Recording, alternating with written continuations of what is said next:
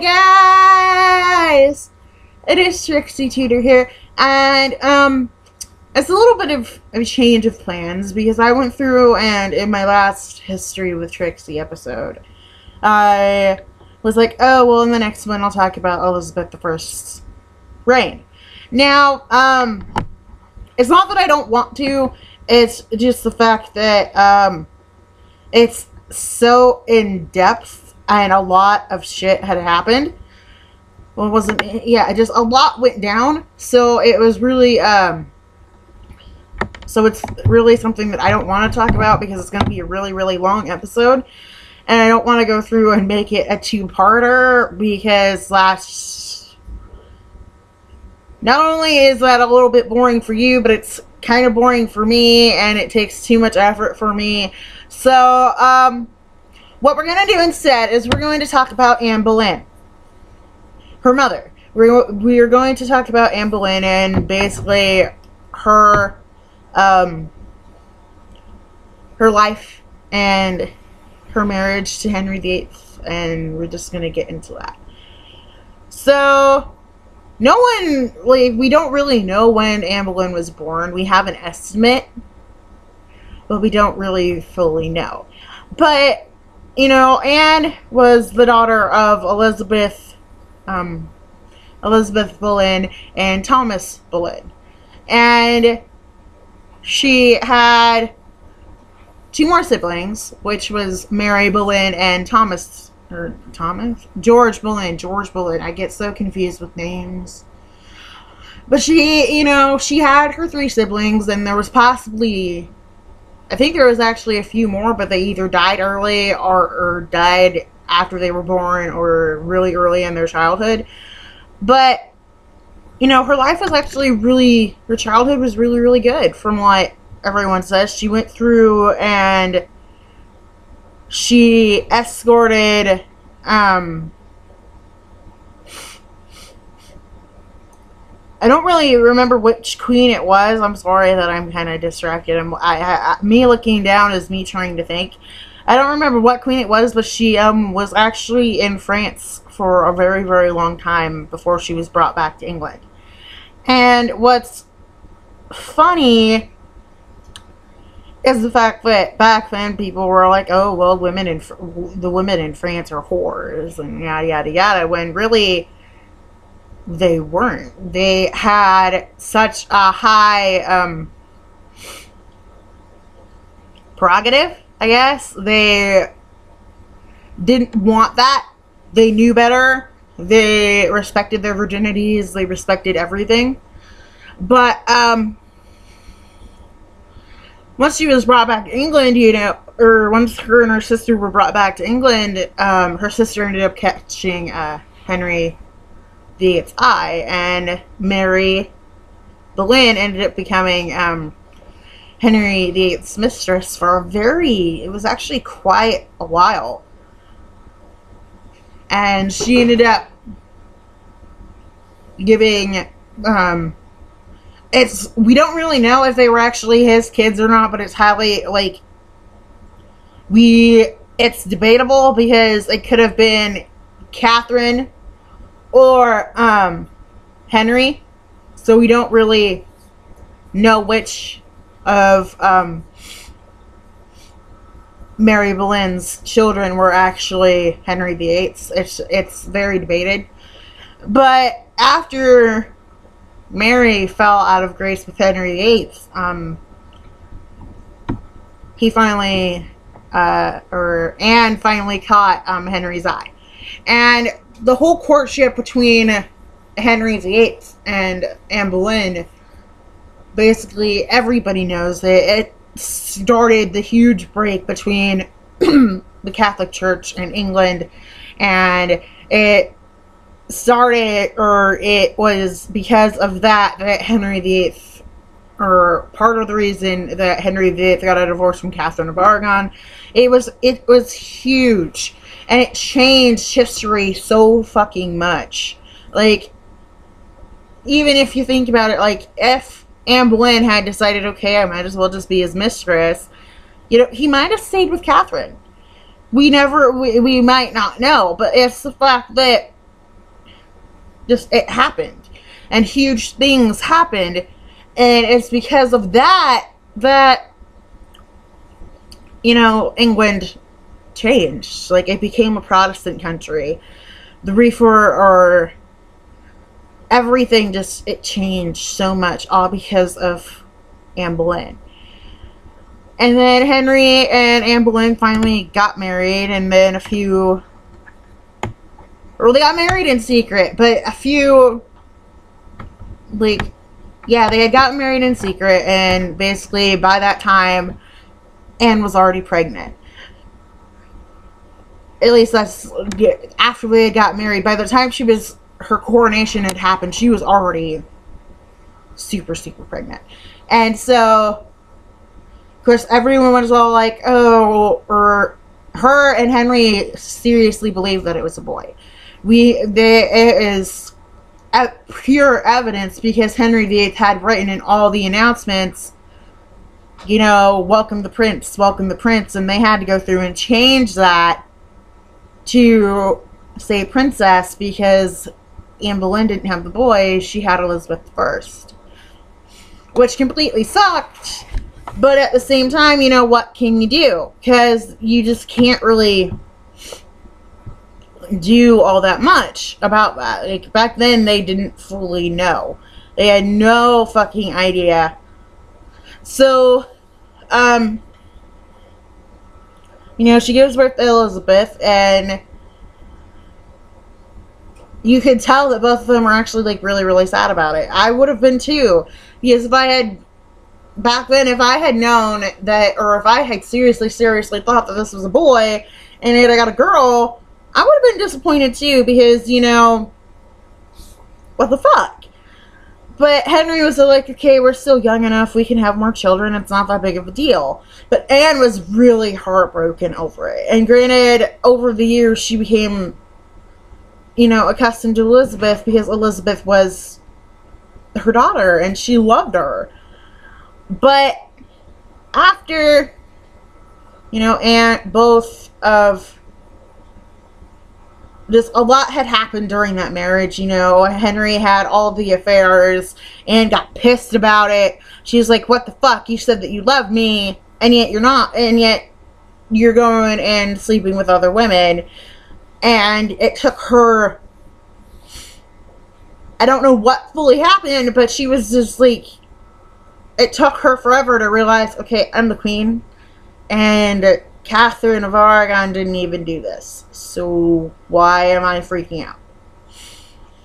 But yet, you know, this is where I'm going to get into my side of it, because it happened literally like it was a few months before Anne's fall from grace started. And basically what had happened was Henry goes to joust. He loved jousting. He loved sports. He loved being super, super athletic. And he goes through and he goes in the joust. And what happens is he falls from his horse. And he is unconscious for a long time. And everyone's in a panic.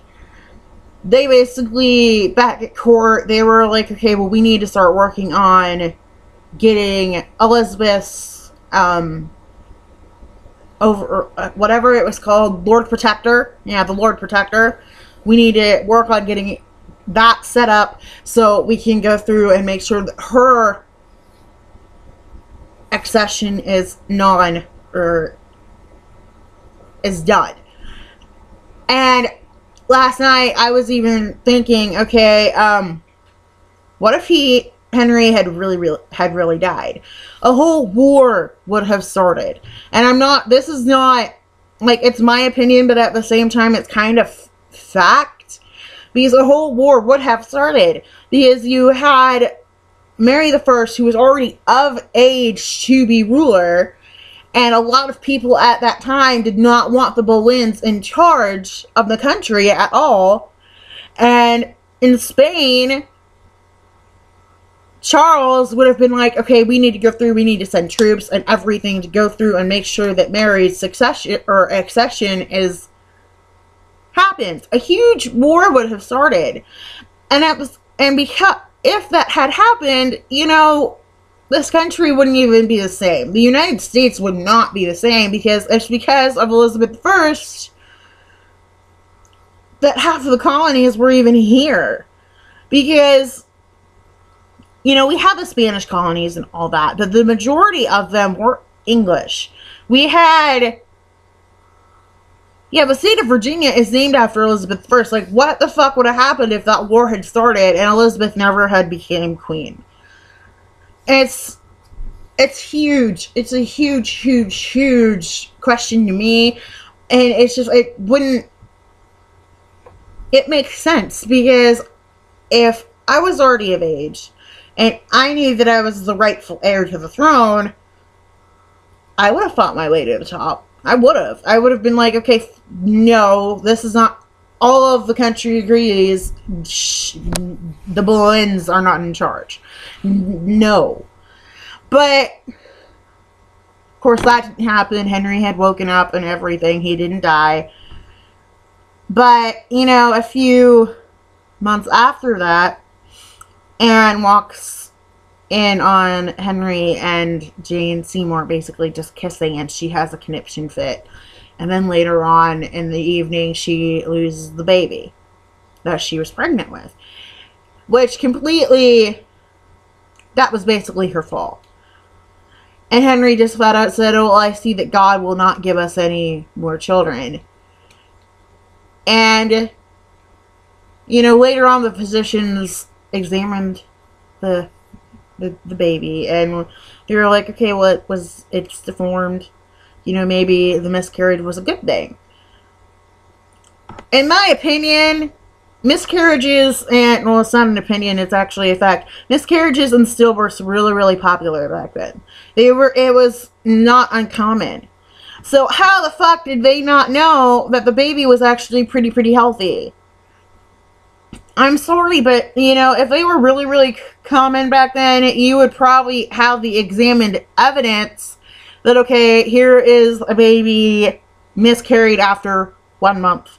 Here is a baby miscarried after 2 months. Here's a baby miscarried after 3, 4, 5, or 5, 6, 7, 8, and then, you know, a stillbirth. It's just, how could you not tell that the baby was perfectly healthy? And that's just basically when Anne Boleyn's fall from grace started. And the fall from grace was so fucking fast. So it's, which was really, in my opinion, that's a little weird, because Catherine's wasn't even that fast.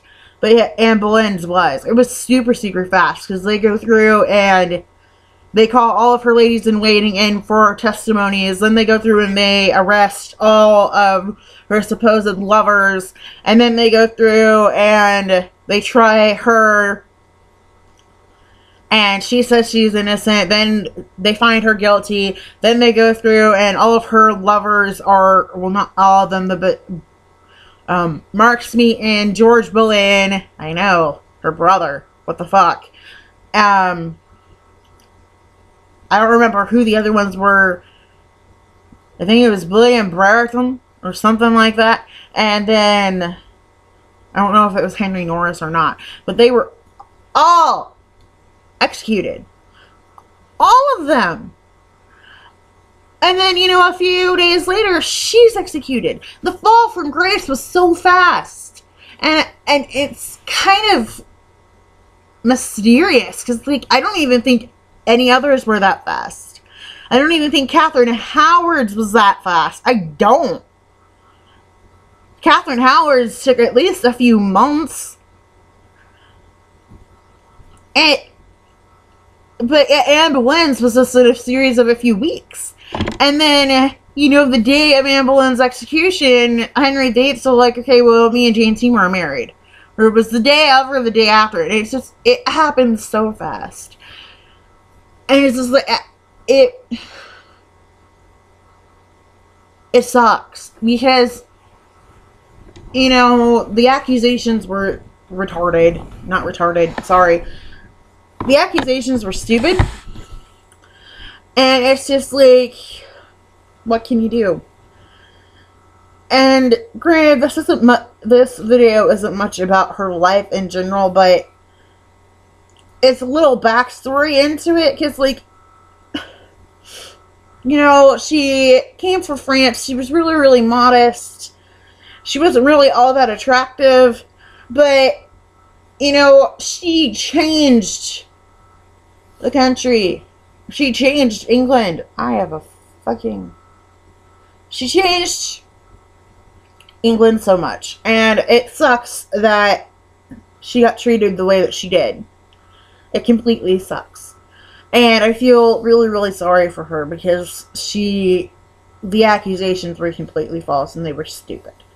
Anyway, that is the last, or this is not the last, but this is the last, video that I'm going to do on, Tudor England. The